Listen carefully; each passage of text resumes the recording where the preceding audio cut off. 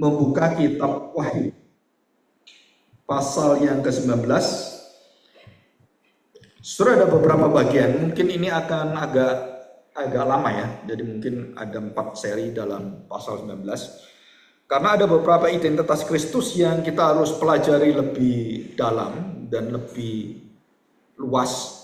Kenapa? Karena begitu singkat ya.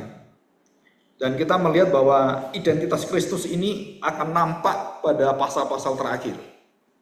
Tentang Alfa Omega, Protos, Eskatos, semua itu akan kita lihat ya. Dan ada beberapa poin yang penting, ada peperangan-peperangan. Kalau seumpamanya di hari Minggu itu tidak terselesaikan, saya akan membuat rekaman video dalam YouTube untuk menambahkan ini. Kalau itu bisa, ya kita akan jalani di setiap hari Minggu ya. Nah, kita akan melihat Wahyu pasal 19 ayat 1 sampai dengan ayat yang ke-10 ya. Dan ini sudah kita bahas sebagian. Dan nanti kita akan melihat di dalam pasal 19 ayat yang ke-11 dan seterusnya. Khususnya ayat yang ke-11. Itu menjadi konsen kita, fokus kita. Saya bacakan Wahyu 19 ayat 11. Lalu aku melihat surga terbuka, sesungguhnya ada seekor kuda putih, dan ia yang menungganginya bernama, dan ini identitas Kristus. Ya. Siapa namanya? Yaitu diberi gelar yang setia dan yang benar. Orang setia pasti benar, dan orang benar itu adalah dari yang setia. Jadi setia dan benar itu menjadi satu karakter ilahi di dalam perjalanan hidup Kristus. Dan tanpa setia dan benar, maka tidak ada raja di atas segala raja. Dan tidak ada Tuan atau Tuhan. Tuan di atas segala Tuan. Nah, saudara, di dalam seri nanti hari mungkin tanggal 15-16 itu ada, saya sudah rekam tentang segala semua. Ya, ini seri yang pertama. Dan kenapa saya rekam itu? Karena di sini mungkin nggak cukup waktunya. Jadi kitab Wahyu ini banyak sekali hal-hal yang perlu kita pelajari, khususnya untuk iman kita masa mendatang itu sangat perlu. Jadi segala kuasa, segala bangsa, segala yang kuajarkan, segala waktu, segala kondisi, segala situasi, saudara, itu ada semua dalam Matius pasal 28 ayat 18 sampai 20. Nah, itu saya bahas secara khusus. Nanti saudara dengarkan di YouTube. Mungkin belum keluar ya, beberapa hari. Sudah selesai, tinggal keluar aja. Saudara, dikatakan di sini bahwa identitas Kristus yang setia, yang benar. Dan kemudian setelah itu, nah kuda itu, saudara, kalau ada lukisan, coba lihat. Ini satu gambar yang bawahnya. Terus, nah ya sudah ini. Nah, saudara, di situ ada di pahanya, paha kuda. Jadi mahkota itu kan di atas kan. Nah, Yesus ada mahkotanya, bukan kuda yang di mahkota ya. Yesus yang di mahkota. Tapi pahanya itu adalah paha yang kita lihat sebagai lambang King of Kings, Lord of Lords, itu di paha kuda.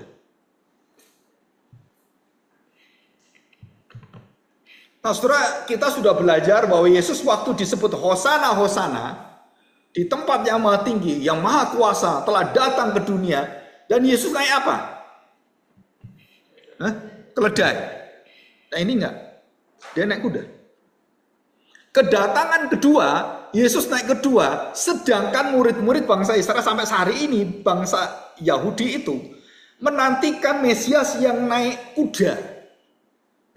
Dia sudah datang naik keledai.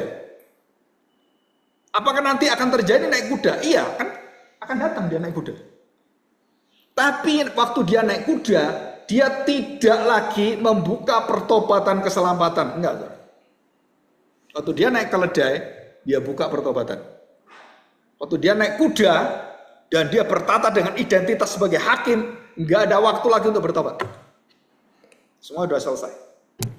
Dan itu titik krusial, titik yang paling penting dalam sejarah bangsa Yahudi adalah waktu mereka menantikan Mesias yang tidak percaya pada Yesus, dia menantikan Mesias yang naik kuda, akan datang, betul akan datang. Tapi tidak menyelamatkan kamu. Dan disitulah Paulus, Petrus, dan semua rasul itu menangisi bangsanya karena mereka menolak Kristus. Tanpa Yesus naik keledai, tidak ada Yesus naik kuda. Namanya Yesus naik kakak. Ya kan? Keledai dan kuda. Kan kakak kan? Kereta api cepat. Kuda. Dan kuda itu lambang daripada kendaraan nabi dan orang-orang yang dikuduskan Tuhan naik ke surga. Masih ingat Elia? Naik apa? Kereta kuda bernyala. Pernah lihat kuda bernyala? Nanti kita di surga lihat itu. Dan itu bukan kuda nanti kuda-kuda kayak gini, bukan, itu lambang. Jadi bukan di surga ada kuda, ada rumput makan di situ yang melihara siapa, bukan. Jangan mikir seperti itu. Itu hanya penampakan. Ya, bukan literal. Itu harus kita hati-hati. Nah, waktu Tuhan Yesus naik keledai terus naik kuda, kalau saya tidak percaya Yesus naik keledai, saya tidak akan bisa percaya Yesus naik kuda. Jadi bangsa Israel ingin percaya Yesus naik kuda, tapi nggak percaya keledai. Saudara, itu adalah kematian. Itu KTK yang ketiga. Keledai, kuda, dan kematian. Dan bangsa Israel kalau tidak percaya Yesus naik keledai sebagai juru selamat, dia akan menerima Yesus sebagai juru hakim dan akan memisahkan domba dan kambing, gadis bijaksana dan gadis bodoh, dan semua akan dipisahkan oleh Tuhan. Kapan dipisahkan? Naik kuda. Dan ini mengerikan. Dan ini pemandangan yang sangat mengerikan. Bagi kita orang percaya, sesuatu yang sangat agung sekali. Tapi bagi mereka yang tidak percaya, saudara, itu mengerikan sekali. Ya, oke, kita lihat ini ya. Ia menghakimi dan berperang dengan adil. Nah, saudara, kita lihat ada referensi ayatnya. Di mana? Mazmur 96 ayat 13, Yesaya 11 ayat 4, dan Yeskiel pasal 1 ayat 1. Saya bacakan. Di hadapan Tuhan, sebab ia datang untuk menghakimi bumi. Ia akan menghakimi dunia dengan keadilan dan bangsa-bangsa dengan kesetiaannya. Yang setia, yang benar akan diberikan hak oleh Tuhan untuk menghakimi. Jadi siapakah yang setia yang benar adalah Mesias, Yesus, Allah menjadi manusia. Dan hanya dialah yang bisa menghakimi manusia. Dan bukan yang lain. Dan penghakiman ini tidak pernah diberikan kepada nabi-nabi. Tidak pernah diberikan pada malaikat. Setelah banyak hal yang kita harus tahu bahwa hanya Yesus yang bisa lakukan dan tidak ada satu orang pun bisa lakukan. Bahkan orang seperti Yesaya pun, seperti Elia, seperti Musa pun tidak akan mampu melakukan itu. Dan tidak diberikan hal itu. Apalagi iblis tidak akan melakukan seperti Yesus lakukan. Apa? Berkorban, memberikan nyawanya bagi dosamu. Yesus mengambil nyawamu supaya berdosa. Iblis itu, Yesus memberikan nyawanya untuk menghapus dosa. Dan itu dibalik semuanya. Dan pekerjaan yang seperti itu, berita bahwa kematian Kristus dan melalui kematiannya kita mendapatkan jaminan keselamatan. Saudara, gereja jika tidak mengagungkan ini, Gunung Golgota itu, Gunung Kalvari itu, Gunung penebusan itu, maka saudara, seluruh yang ada pemberitaan apapun yang dinyatakan, diberitakan, itu tidak akan mengubahkan hati siapapun. Jadi saya sekarang lihat gitu ya, gereja sekarang kan banyak sekali macamnya, saudara. Dan banyak sekarang pendeta-pendeta wanita. Ya, ada beberapa pendeta wanita dan salah satunya terkenal 9 pendeta yang paling populer di Indonesia itu salah satunya wanita. Dan kemudian ada 4 pendeta wanita yang sekarang mulai famous ya, dan mulai terkenal. Dan saudara, waktu kita lihat apa yang dibicarakan, saudara, itu semuanya adalah pembicaraan yang bukan firman Tuhan. Dan tidak ada membahas firman Tuhan. Mereka hanya memakai firman Tuhan dan mengolahnya menjadi ramuan etika, moralitas dalam hidup kita. Dan tidak ada seruan tentang pertobatan, hidup di dalam penderitaan, nggak ada. Nggak ada itu. Kalau kamu punya anak, kalau kamu punya suami, yang diomong itu semua. Bagaimana supaya kamu bisa setia dengan suamimu? Inilah tips-tipsnya. Gitu, Zat. Nggak ada konteks Alkitab, nggak ada. Atau ada yang konteks Alkitab, tapi waktu dibahas, Alkitab nggak dibahas. Dia pakai Alkitab hanya untuk sebagai dasar awalnya aja. Setelah itu hilang kemana itu nggak tahu. Dan itu semakin hari, semakin banyak, dan tidak terbendung. Sampai kemudian saya lagi berbicara dengan beberapa hamba Tuhan, termasuk orang-orang yang punya tanggung jawab di dalam sekolah Alkitab.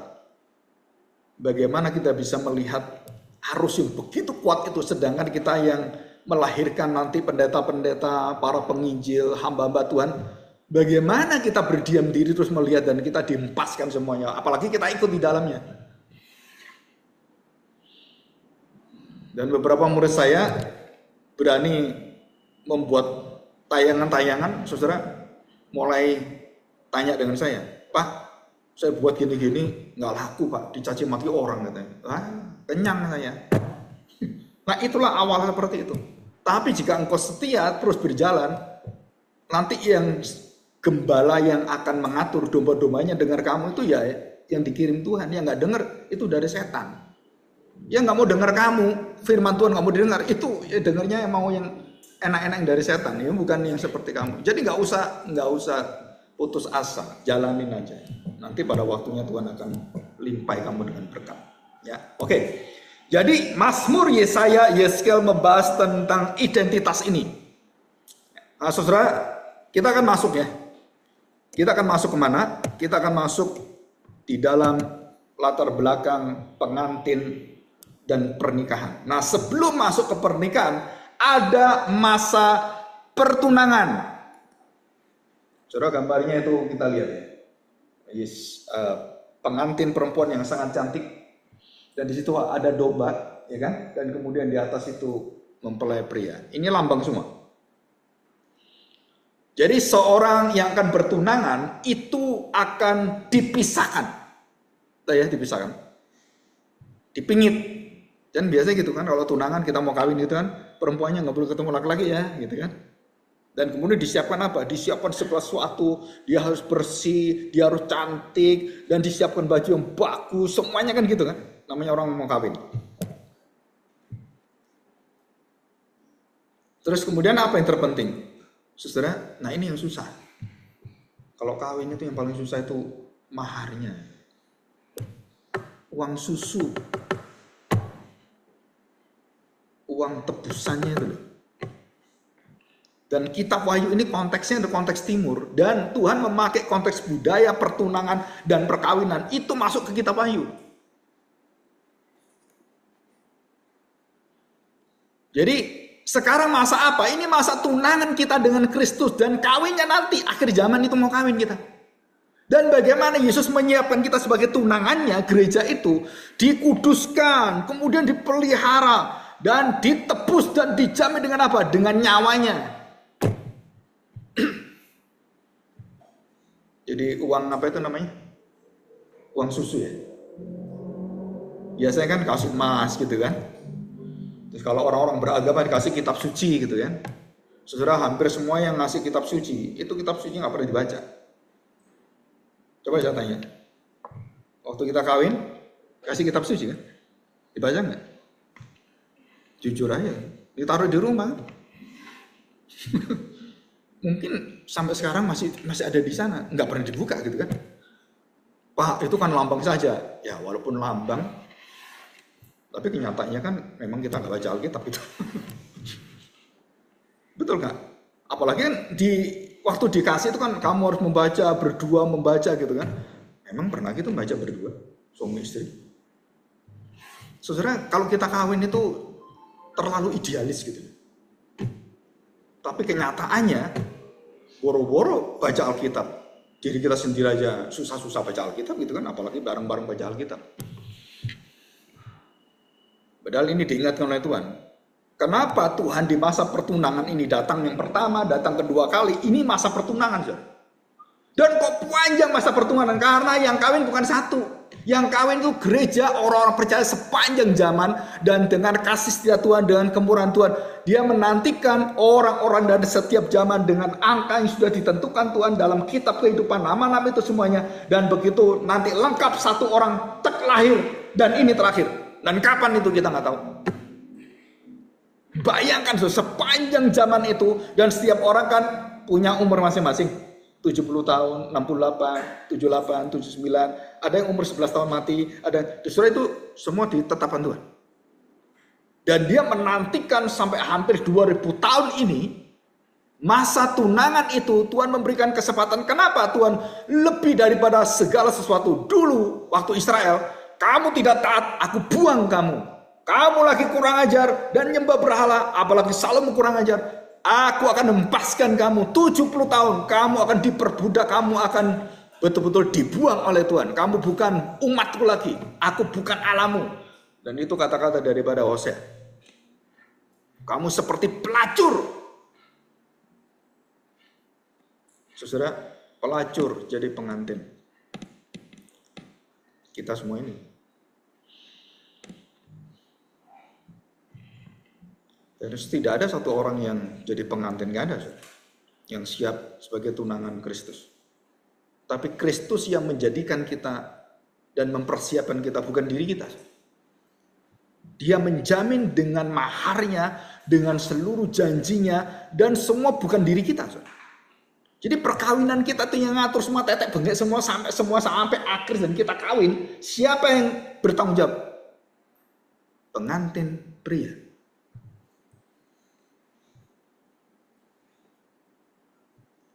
Saudara, begitu sabarnya Tuhan dengan manusia. Sehingga kesabaran dia, waktu dia dengan bangsa Israel, saudara, Tuhan seringkali menghajar bangsa itu, dan waktu dia buka untuk segala bangsa, dan karena Israel menolak, pengantin menjadi pelacur, pelacur menjadi pengantin, yang terdahulu menjadi terkemudian menjadi terdahulu, dan itu ada di dalam kitab Wahyu. Dan pada saat itulah Tuhan memberikan kemurahannya. Dan inilah kesempatan akhir dari segala yang akhir. The final of the final. Dan bukan pada Israel. Pada bangsa-bangsa yang lain. Dan dia akan tutup pintu itu. Dan disitulah Tuhan menjadi hakim dan naik kuda. Artinya apa naik kuda? Aku akan perang. Saudara. Aku akan perang. Dan dia bawa pedang. Dan bukan hanya bawa pedang, mulutnya itu tajam seperti pedang. Bahkan dalam kitab Ibrani, firman itu tajamnya itu bermata dua. Artinya bermata dua itu tajamnya tajam. Nah itu artinya gitu, saudara. Dalam bahasa aslinya gitu. Bukan, oh ini tajam ini, terus ini yang tajam. Saudara, secara kalau kita punya pisau kan, tajamnya cuma di sini doang kan. Tapi kan enggak ini, double tajamnya kan. Oh yang sini-sini, dan diartikan apa? Oh tajamnya itu berarti bukan hanya ke sana, juga ke sini gitu kan. Firman itu juga bukan hanya untuk orang lain, diri kita gitu. Saudara, itu bisa disabsirkan seperti itu bisa. Tapi arti di dalam bahasa aslinya tajam itu, tajamnya tajam. Enggak pernah enggak tajam. Tidak pernah kehilangan tajamnya. Itu namanya pedang bermata dua. Tidak ada kompromi terhadap kebenaran. Nah itu tajam. Kristus tidak pernah kompromi, digoda dengan apapun, diperintah oleh mamanya, digoda oleh iblis. Dia mulutnya pedang bermata dua. Mulutnya tajam. Dan dengan mulut yang sama itu, dia mengatur mamanya, dia membentak dan mengusir, mengenyahkan iblis, mengenyahkan Petrus juga. Nyala iblis kan gitu kan. Itu kan mulutnya dia, tajam sekali. Dan mulut yang sama itu akan mengenyahkan seluruh manusia Sepanjang zaman dengan kalimat dia, wah saudara, membelah semuanya. Seperti gemuruh air bah. Itu dalam kitab Wahyu. Kadang-kadang kalau saya baca Wahyu itu kalau sendirian takut sendiri. Saudara. Coba saya membayangkan kalau saya jadi Yohanes lihat kondisi itu, makanya bisa mati kaku. Saudara. Yohanes beberapa kali tuh sampai pingsan nggak bisa bangun. Kenapa? Saking takutnya, saudara. Saya paling heran itu melihat orang-orang yang India, orang Timur, orang Indonesia itu di prank-prank itu kok bisa. Itu ada orang India di lift gitu kan. Mungkin ada yang pernah lihat anak-anak muda. Terus tiba-tiba dia bawa foto. Fotonya tuh orang mati. Ini hampir saudara semua kan. Bawa foto ada kumisnya gitu kan. Terus dibawain tuh pakai kuning-kuning gitu kan fotonya gitu. Terus dia tatap. Terus ada 2 orang ke situ naik lift. Terus ada lagi masuk nangis ya. Lihat fotonya. Saudara, tiba-tiba orang yang difoto itu ada di belakang, duduk di situ. Terus orang bawa foto ini, kemudian minggir. Nah 2 orang ini, gadis ini kan nggak tahu. Terus orang ini berdiri, persis sama dengan foto. Yang 2 itu takut ya. Dilihat fotonya, lihat. Gak berani lihat. Rohnya datang. Terus yang jadi saya itu jadi bertanya begini. Kenapa dia takut gitu kan? Itu kan jelas-jelas fisikal dan itu bukan roh dan semuanya. Karena apa? Karena budaya tradisi. Saudara-saudara sudah dicekokin dan saudara sudah dimatikan semuanya kewarasan kita. Kita ini dimatikan kewarasan kita. Waktu saya KKN, waktu itu saya umur berapa ya? Mau selesai kuliah 22 lah gitu kan. Atau 22 berapa gitu. Saya bawa anak di Mojokerto, di desa yang masuk kecil gitu kan. Ayo KKN, 1 bulan soal KKN. Bangun apa? Bangun jembatan. Orang sastra Inggris itu KKN-nya bangun jembatan, Medan ya. Apa urusannya jembatan? Ya pokoknya KKN gitu kan. Wah dulu tuh kacau juga gitu ya. Enggak pada bagiannya mau sastra Inggris bangun itu enggak ada cantolannya, enggak ada kaitannya gitu. Nah saudara, anak 2 itu saya ajak. Oh ya udah malam ini, habis makan malam, kemana? Ada jalan terdekat enggak? Oh ada om. Gimana? Itu om. Tapi anak itu, ayo antar saya. Oh enggak berani om. Kenapa enggak berani? Ada kuburan. Tuh kalau kamu tak temani kan harusnya nggak takut kan? Kamu kan 2 orang, saya 1 orang gitu. Aku nemeni kamu nemeni saya kan nggak takut. Ya tapi takut om. Jam 10 malam sir. Terus saya nggak bisa pulang gitu kan? Kan udah malam kan, apa nggak ada gitu kan? Ayo antar saya gitu. Sudah tahu. Akhirnya saya paksa. Karena saya nggak tahu jalannya kemana kan? Lewat mana ini jalan mana? Nggak tahu. Udah ikut aja. Nanti kalau udah deket, udah kamu tinggal. Ya om gitu kan. Nah surah dia nggak sadar 2 anak ini waktu ngantar saya lewat kuburan gitu kan, dia nggak berani balik sir. Karena saya udah ke sana. Nah, dia lupa. Oh ya nanti omnya nggak ada. Nah ini mereka berdua sendiri. Lu takut mereka. Terus gimana? Udah om nginep sini aja om. Padahal kalau dia jalan nggak ada masalah sir. Betul nggak? Saudara, banyak dalam hidup kita ini kekhawatiran kita, ketakutan kita itu bukan karena ada hal yang menakutkan, bukan.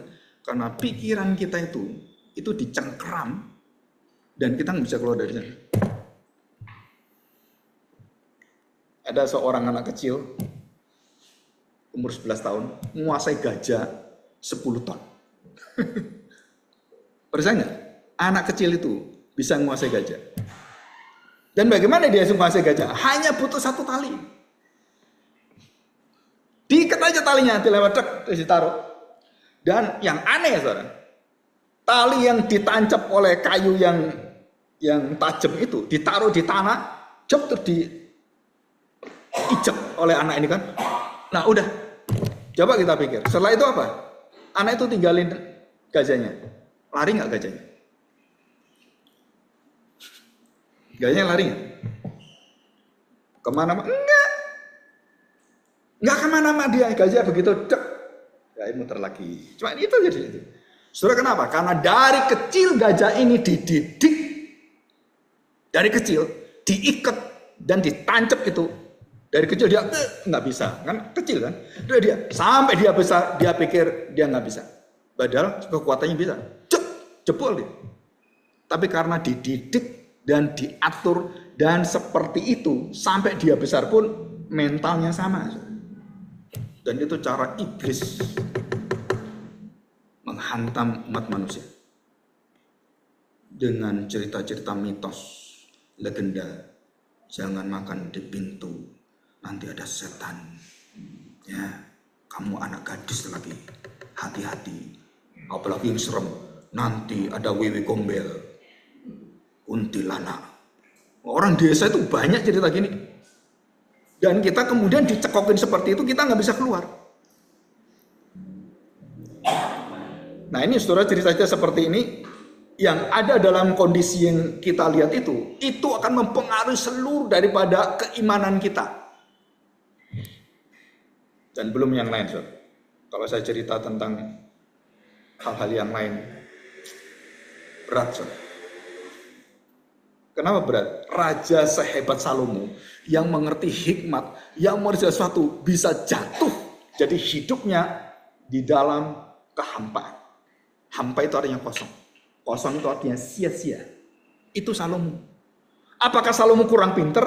Apakah Salomo kurang kaya? Apakah Salomo kurang terkenal? Apakah Salomo kurang hikmat? Apakah tidak ada orang yang menuntun dan kemudian yang bisa di sekeliling dia orang-orang bodoh semua? Enggak. Kenapa dia bisa jatuh? Dan Salomo mengingatkan satu kalimat. Saudara, dalam Amsal dia ingatkan dosa-dosa manusia. Jika kamu punya nafsu dan kamu bernafsu, maka setiap kali kamu makan, ambillah belatih. Tahu belatih? Pisau yang tajam itu dan tempatkan di lehermu. Kalau makan, jangan lebih. Lebih rakus. Maka kamu akan masuk kakus. Jadi makan itu harus dikasihin. Enggak boleh nafsu, enggak boleh lebih. Begitu lebih, kamu bunuh dirimu sendiri. Dan banyak orang mati karena penyakit karena makan. Saudara tahu? Penyakit yang terbesar 95% dari makan berlebih. Bukan karena iblis, bukan saudara. Karena mulutmu enggak bisa dihentikan. Saudara, ini yang dikerjakan oleh apa? Ini dikerjakan oleh kekuatan yang luar biasa. Dan hanya Kristus yang betul-betul tahu bagaimana dia merasakan semuanya itu sampai akhir dan sampai di puncak Gunung Golgota itu. Tuhan Yesus sampai titik akhir itu, saudara, diberitahu kalimat ini. Kamu ini juru selamat. Kok nggak bisa menyelamatkan dirimu sendiri? Saudara, kalimat ini sebenarnya bukan kalimat untuk Tuhan Yesus saja, tapi kalimat yang menjatuhkan semua orang Kristen.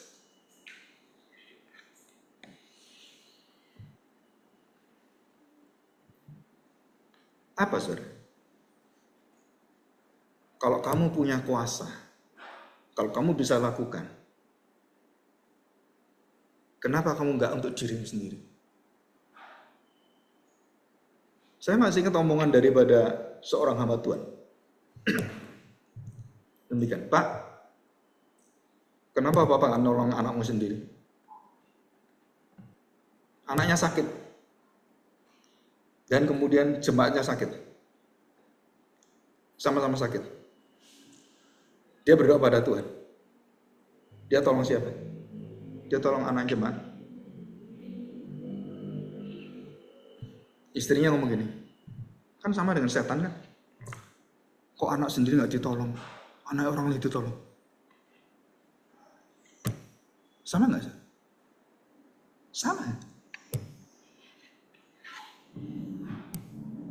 Kalau Tuhan Yesus mendulukan dirinya, nggak ada orang selamat. Kalau dia nolong dirinya sendiri, dia bukan juru selamat, dia juru pengorban. Kalau saya dulu orang lain berkorban, kamu bunuh orang semuanya. Tapi kalau kamu korbanan dirimu dan kemudian kamu nolong orang lain, nah itu juru selamat.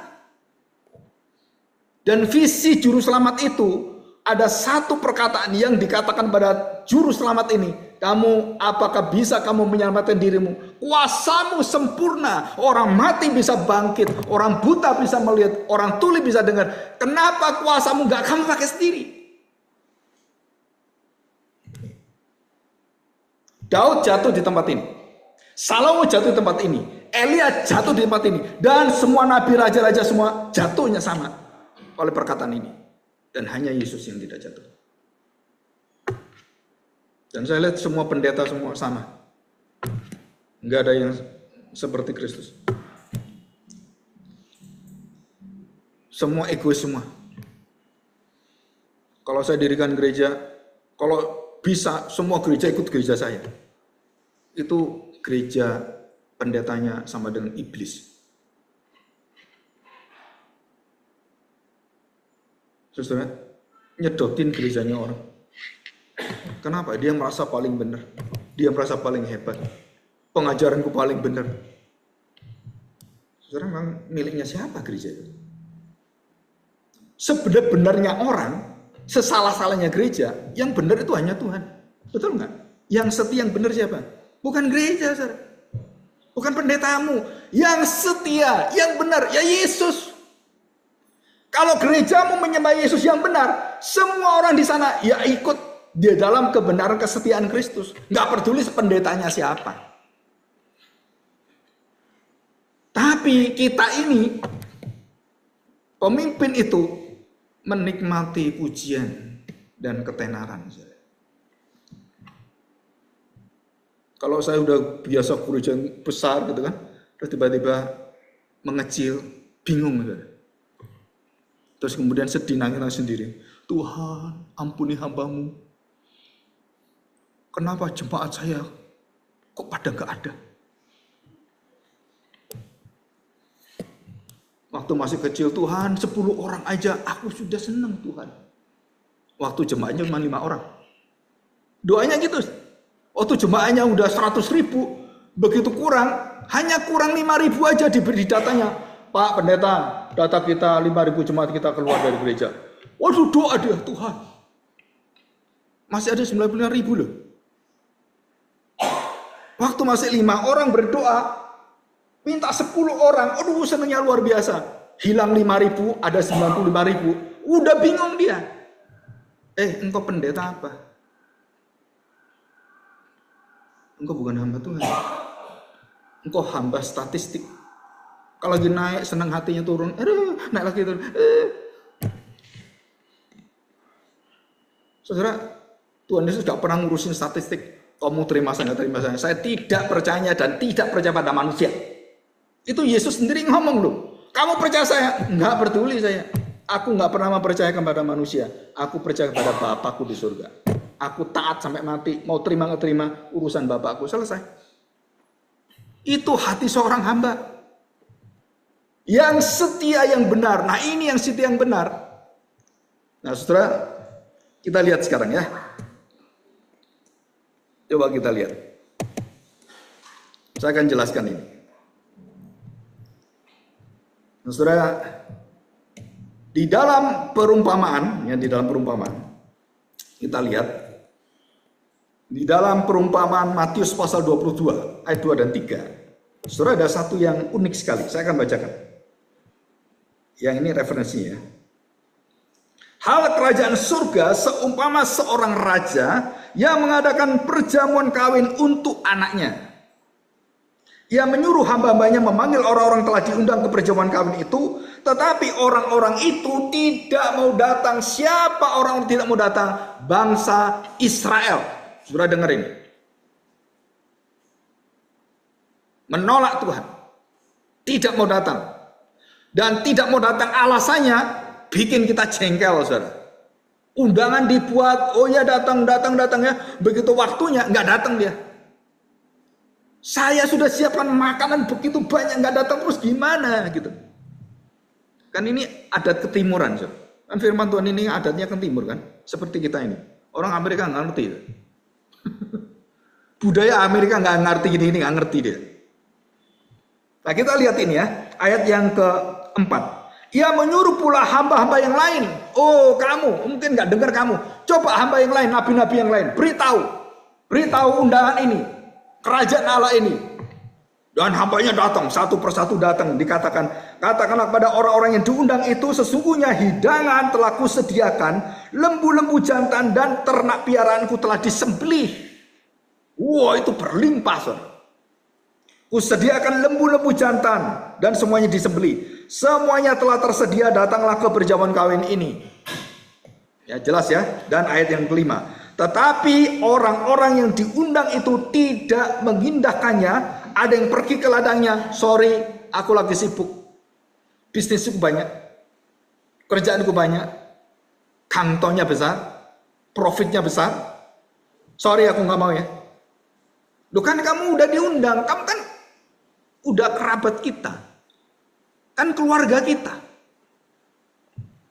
Dan mereka tetap menolak. Dan datanglah ke perjamuan kawin itu, tetapi orang-orang itu tidak mengindahkannya. Ada yang pergi ke ladangnya, ada yang pergi mengurus usahanya, dan yang lain menangkap. Nah ini yang kurang ajar. Kok datang lagi? Nggak bisa itu, nggak bisa. Datang lagi hamba Tuhan lain. Kurang ajar ini. Tangkap aja. Dan nabi-nabi itu satu persatu dibunuh oleh mereka. Saudara ini sadis sekali. Ya, ini baterainya kok.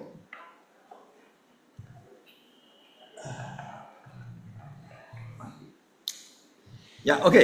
Saudara perhatikan. Maka murkalah raja itu lalu menyuruh pasukannya ke sana untuk membinasakan pembunuh-pembunuh itu dan membakar kotanya. Arti kota apa? Hasil semua kekayaan bisnis mereka diludeskan oleh Tuhan. Dan seperti Los Angeles sekarang. Saya punya saudara beberapa keluarga di sana. Dan saya tanya, gimana kabar? Selamat. Kita nggak kebakar. Yang kebakar itu yang kaya-kaya. Oh, habis deh. Rumahnya artis-artis yang di Hollywood itu habis deh. Dari orang kaya bangkrut dalam sekejap. Dan sekarang New York lagi kebakaran juga. Amerika dinerakakan oleh Tuhan. Apa maksud Tuhan? Nggak tahu. Ya. Nah, saudara perhatikan di sini. Maka murkalah raja itu menyuruh pasukannya untuk ke sana dan membinasakan pembunuh-pembunuh itu dan membakar kota mereka. Sesudah itu ia berkata pada hamba-hambanya, perjamuan kawin telah tersedia, tetapi orang-orang yang diundang tadi tidak layak untuk itu. Sebab itu pergilah ke persimpangan-persimpangan jalan dan undanglah setiap orang yang kamu jumpai di sana ke perjamuan kawin itu. Yang diundang, yang keluarga yang kenal nggak mau datang, waduh, nggak boleh ini sia-sia. Undang semuanya di perempatan, nggak peduli orang siapapun enggak. Terbuka semuanya. Saudara, ini adalah satu peringatan kepada bangsa Israel.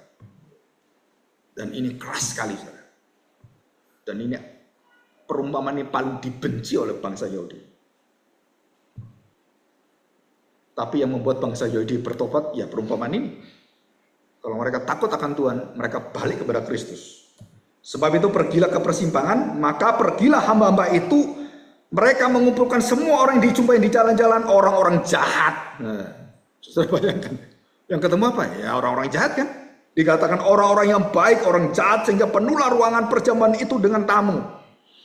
Dan sudah penuh, saudara. Terus raja itu masuk. Tiba-tiba, saudara. Nah, ini perhatikan, tiba-tiba. Nah, saya baca. Ketika raja itu masuk untuk bertemu tamu-tamu itu, ia melihat seorang yang tidak berpakaian pesta. Berapa? Satu orang. Ini adalah perumpamaan, ilustrasi.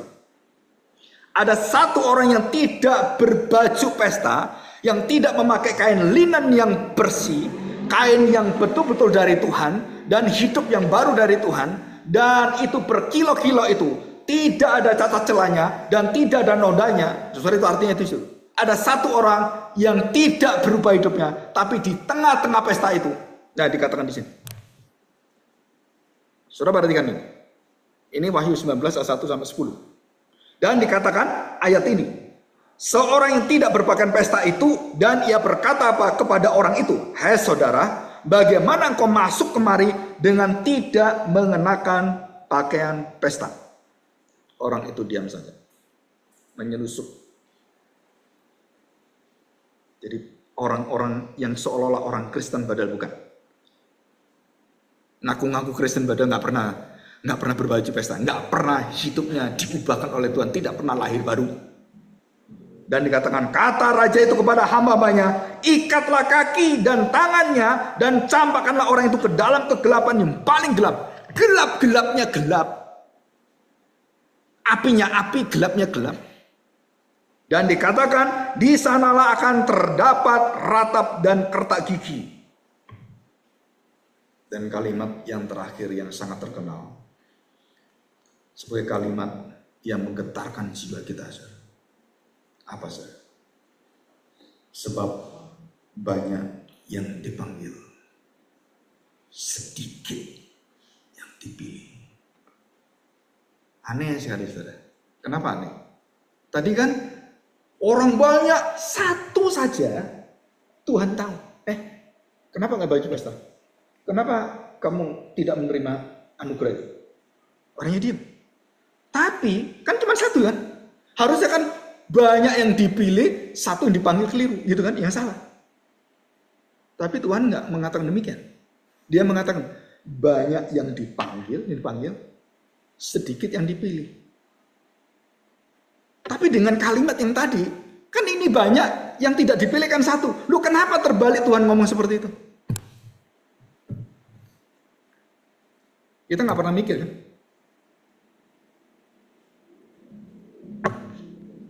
Jadi harusnya yang dipilih itu banyak, yang dipanggil itu yang sungguh-sungguh itu yang lepas cuma satu. Kalau dari kalimat yang ada dengan kenyataan perjamuan pesta perkawinan itu, tapi Tuhan Yesus mengatakan enggak, banyak yang dipanggil, sedikit yang dipilih.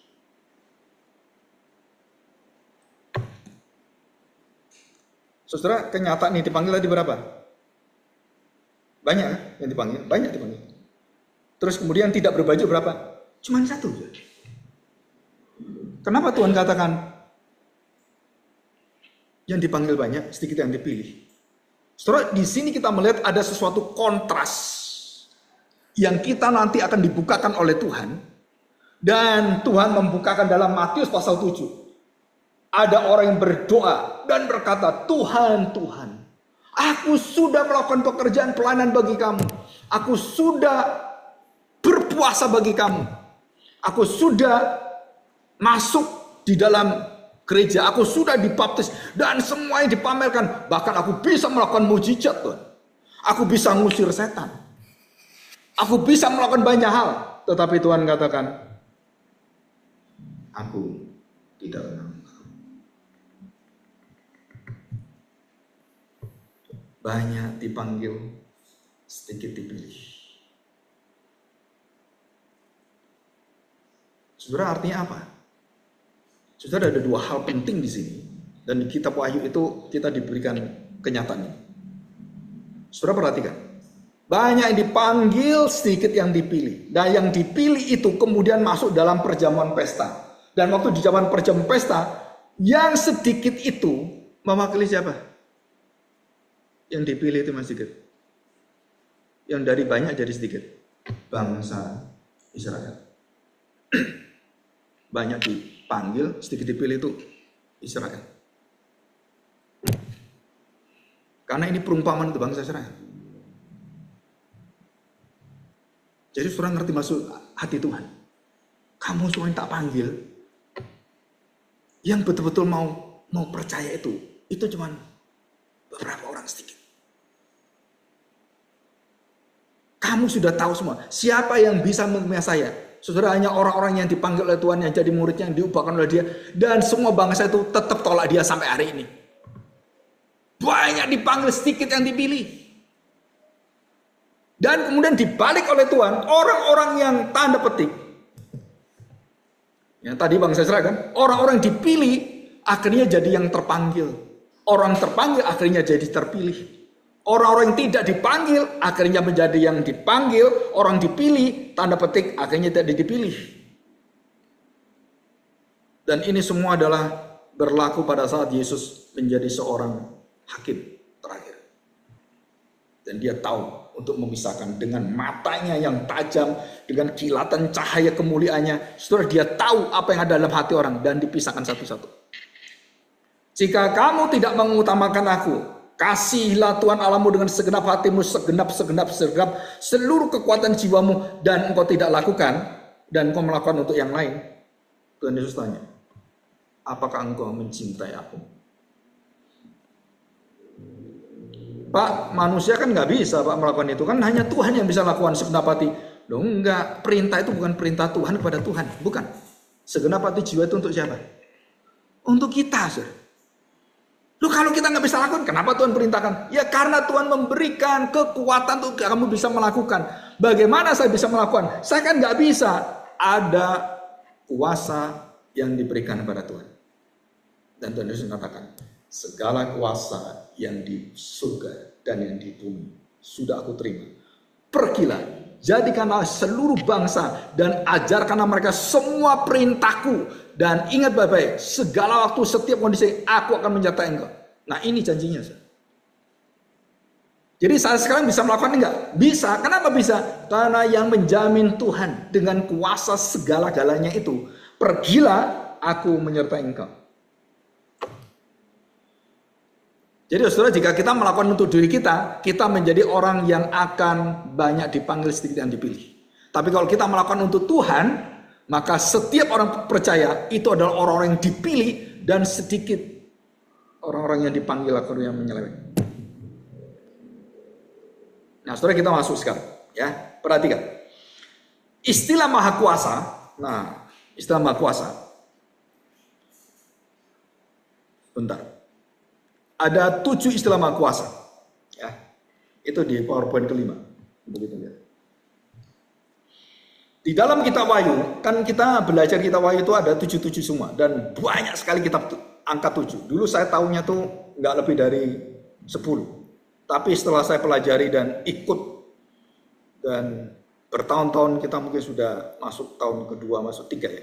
Kitab Wahyu ini, saudara, banyak hal yang tersembunyi, dan kemudian ada yang 7 kali yang tidak terdeteksi. Yaitu apa? Maha kuasa. Yang kita pernah dengar, berbahagia 7 kali. Ini pernah saya bahas. Jadi kata berbahagia 7 kali dalam kitab Wahyu itu 7 kali. Artinya bahagianya bahagia. Bahagia yang betul-betul bahagia.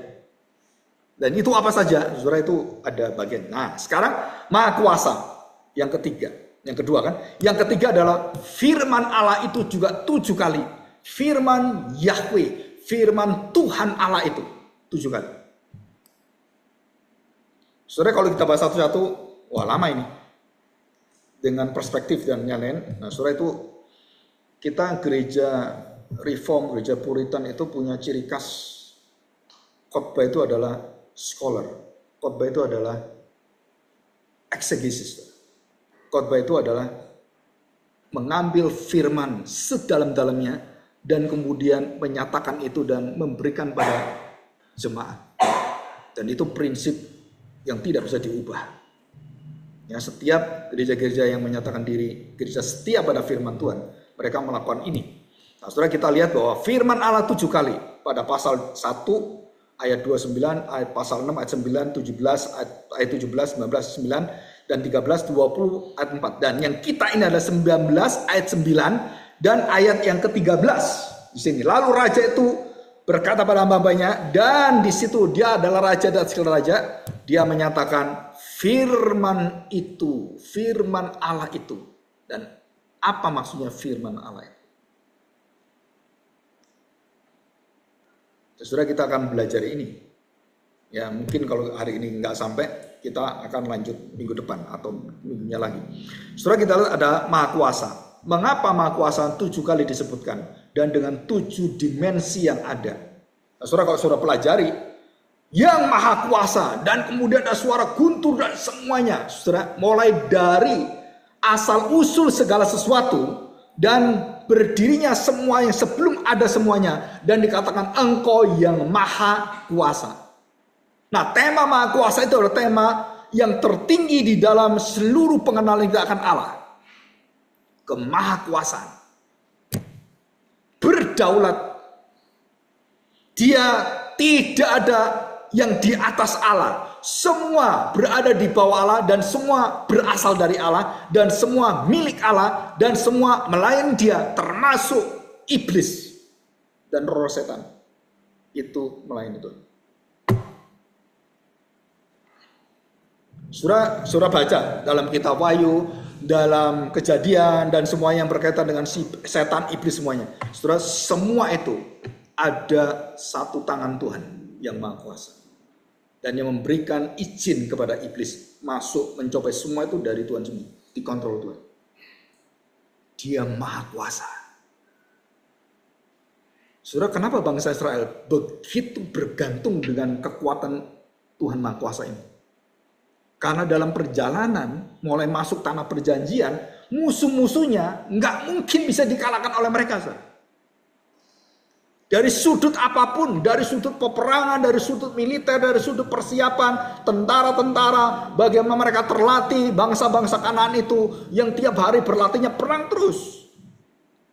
Mesir itu anak-anak raja-raja dan keturunan raja itu latihannya perang terus, naik kuda, terus kemudian istilahnya yang kalau di situ ada tombak latihan, itu sasaran jana, seperti itu. Dan itu tiap hari dari kecil anak-anak raja bangsawan dilatih seperti itu, dilatih kepintaran, dilatih fisik. Saudara, kemudian melawan bangsa yang diperbudak, yang nggak punya apa-apa, nggak punya kemampuan, nggak punya keterampilan, dan kemudian melawan mereka, mana bisa?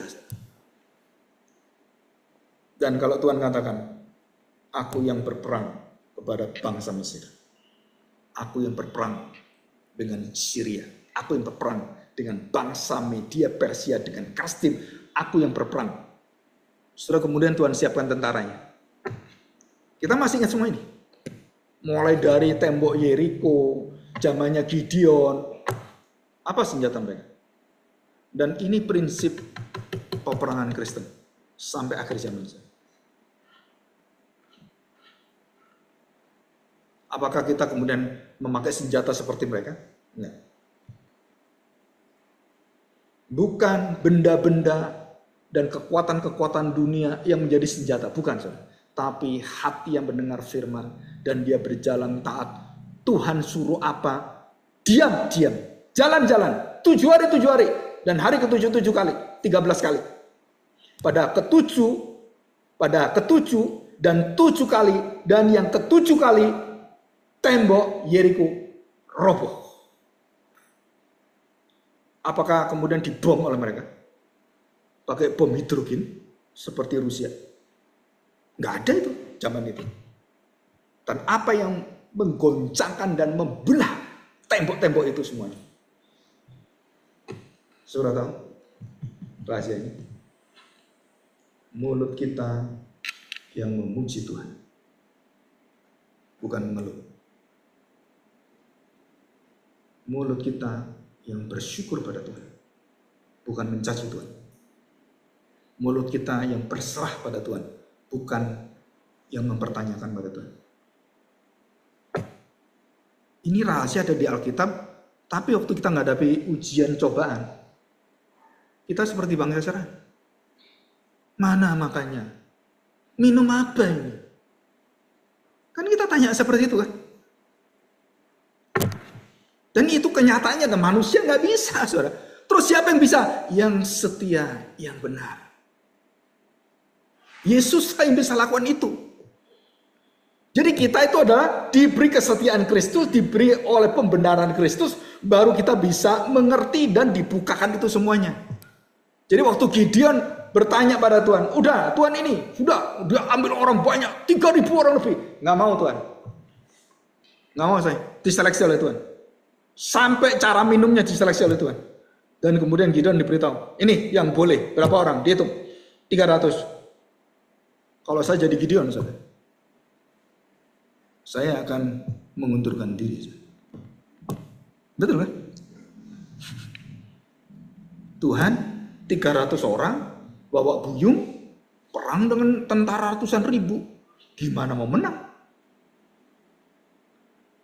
Saudara, peperangan rohani itu nggak masuk akal, saudara. Selalu tidak masuk akal. Kalau kamu masukin akal, kamu bisa gila sendiri. Dan waktu Gideon diberitahu Tuhan, ini tentara yang aku mau, yang aku perkenan pada mereka. Hanya 300 orang menggoncangkan 100.000 tentara lebih. Bagaimana bisa? Dan di mana rahasianya? Waktu mereka berperang, mereka nggak takut seperti Daud. Lihat tentara dan Goliat dengan tentara orang-orang Filistin. Banyak sekali dan banyak raksasa di sana. Dan salah satunya Goliat. Daud dari tempat yang terpencil di padang belantara disuruh papanya bukan menjadi tentara, jadi ngirim makanan, catering. Bayangkan ya, Daud jadi tukang catering. Bukan tentara. Masih hidup nggak Pak? Itu koko-koko mas-masmu masih hidup nggak? Coba lihatin. Dan Daud diminta papanya, oke ke sana bawa. Oh masih hidup, gitu kan? Terus waktu dia berjalan bawa makanan itu, dia dengar satu orang dengan sombong, kamu nantang Tuhan, Tuhanmu di mana? Gitu. Daud terusik, saudara.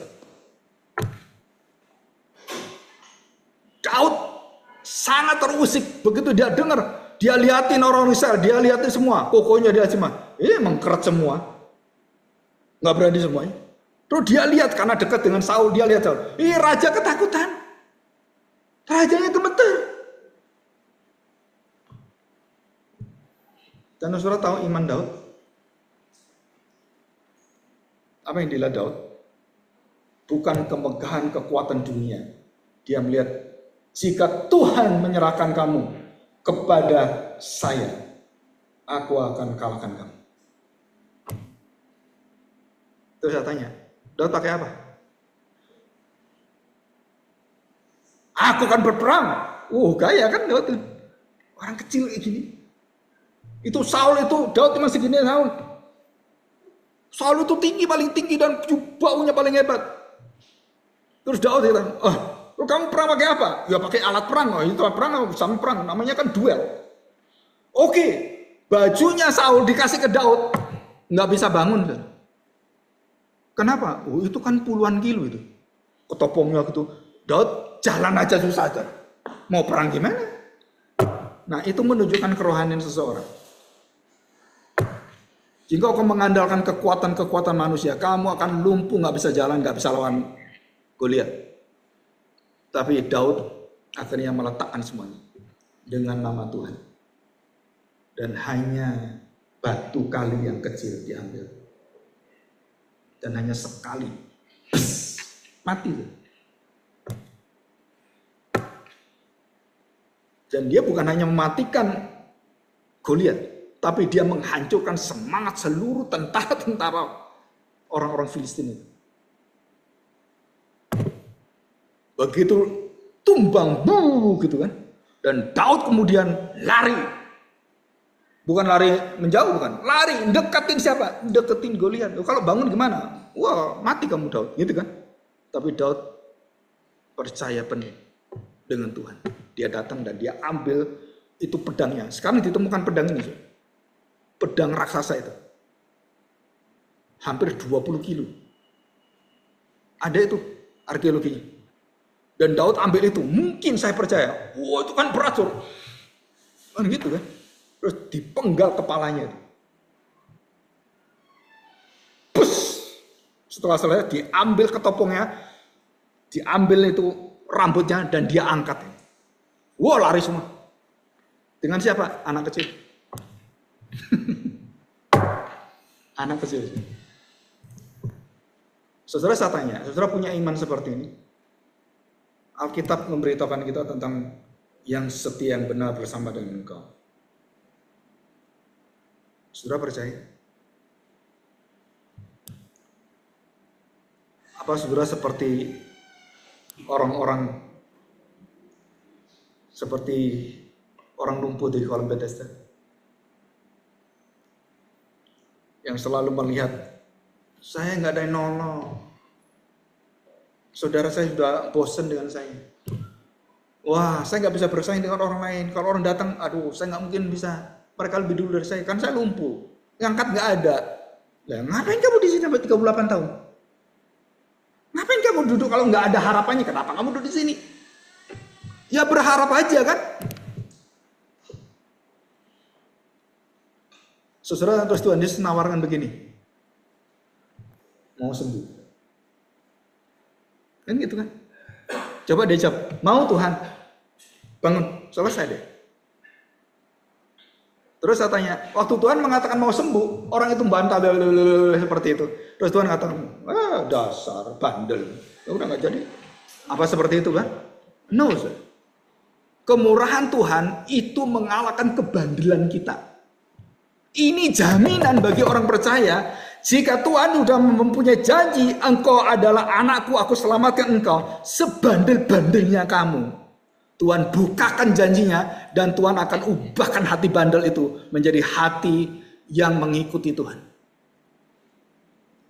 Dan itu janji Tuhan. Kain lenan itu diberikan oleh Tuhan. Dan di situ kita melihat, oh, maha kuasanya Tuhan itu. Ini loh kemahakuasaannya. Dia berdaulat, dia mengubahkan hati manusia, dia menutup hati Firaun, dia membuka hati bangsa Israel, dan itu dia maha kuasa. 7 perspektif dia maha kuasa, dan tidak ada orang yang bisa menghentikan dia. Alam semesta yang begitu bergelora, ombak yang begitu besar, saudara, tidak bisa membuat hati dan mental iman murid-murid akhirnya jatuh. No, Tuhan tolong. Dan Tuhan Yesus katakan, di mana imanmu, hai penakut, pengecut. Itu Tuhan tuh kasar sekali pada mereka. Diloi, bukan phobos, saudara, yang dipakai dalam bahasa Yunani. Waktu menunjuk pada murid, kamu takut, bukan, oh kamu ketakutan yang takut manusia itu, bukan, saudara. Kamu pengecut. Kamu takut dan kamu pengecut. Kenapa Tuhan katakan muridnya pengecut? Saudara tahu sebabnya?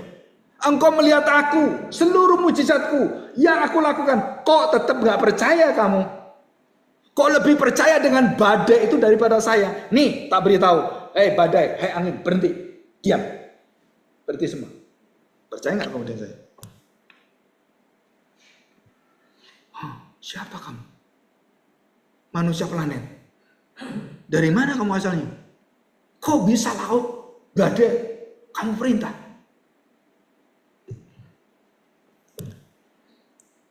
Saudara, di situ kita lihat Tuhan Maha Kuasa. 7 kali dia menyatakan kekuasaannya atas seluruh makhluk ciptaan, atas segala kondisi manusia, atas segala penguasa pemerintah, atas segala kekuatan iblis yang tidak terlihat, dan seluruh antek-anteknya, atas segala kuasa kerajaan yang disebut antikristus, dan seluruh kebandelan manusia, atas semua persekongkolan dan 7 perspektif kemahakuasaan Allah itu menggulung mereka semuanya, dan tidak ada satu yang tidak digulung oleh Tuhan, dan tidak ada satu yang tidak dikalahkan Tuhan, dan termasuk hati kita semua. Apa kita masih ragu, saudara? Yang benar, yang setia, dan dia maha kuasa. Ya, mari kita berdoa, kita bersyukur pada Tuhan. Bapa yang baik, kami sungguh bersyukur jika hari ini kami mendapatkan kembali satu kesetiaan, satu hamba yang benar. Tuhan, kami tahu tanpa 2 gelar dan sifat karakter daripada Allah, tidak ada satu manusia yang bisa datang pada Tuhan.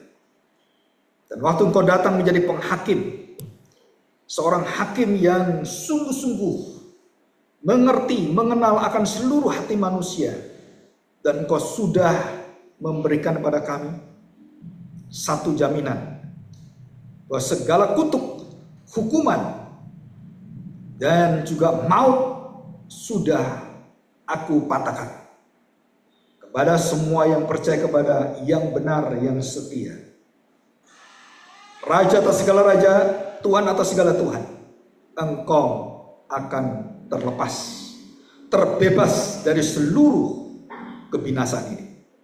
Tuhan, kami bersyukur hari ini, Tuhan bimbing hati kami, dan kami sungguh-sungguh merasakan hadirat Tuhan yang maha besar, maha kuasa dalam seluruh firman yang sudah kami dengarkan. Ajar kami Tuhan untuk tunduk dan seturut dengan hati. Dalam nama Tuhan Yesus kami serahkan doa kami ini. Amin. Saya serahkan pada Tuhan.